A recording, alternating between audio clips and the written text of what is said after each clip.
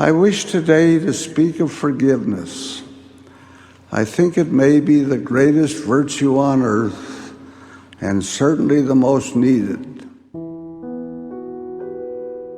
A time back, I clipped a column from the Deseret Morning News written by J. Evenson. Wrote he, "How would you feel toward a teenager who decided to toss a 20-pound frozen turkey from a speeding car headlong into the windshield of the car you were driving?"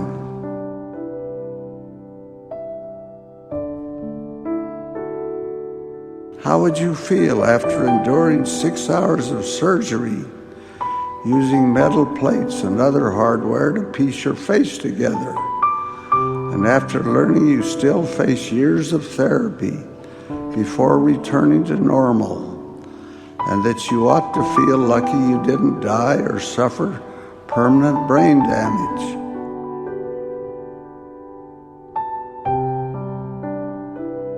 This is the sort of crime for which victims feel no punishment is harsh enough.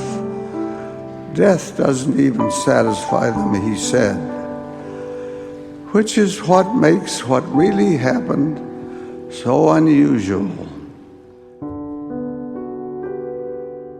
The victim, Vittorio Ruvolo, was more interested in salvaging the life of her 19-year-old assailant, Ryan Cushing, than exacting any sort of revenge.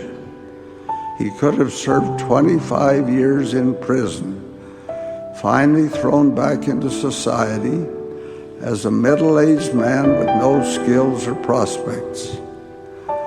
Then she insisted on offering him a plea deal. Cushing could serve 6 months in the county jail and be on probation for 5 years. But this is only half the story.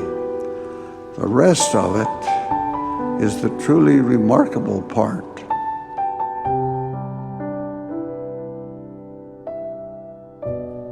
Cushing carefully and tentatively made his way to where Ruvolo sat in the courtroom and tearfully whispered an apology. "I'm so sorry for what I did to you." Ruvolo then stood, and the victim and her assailant embraced, weeping. She stroked his head and patted his back as he sobbed. Witnesses heard her say, "It's okay." Hardened prosecutors and even reporters were choking back tears.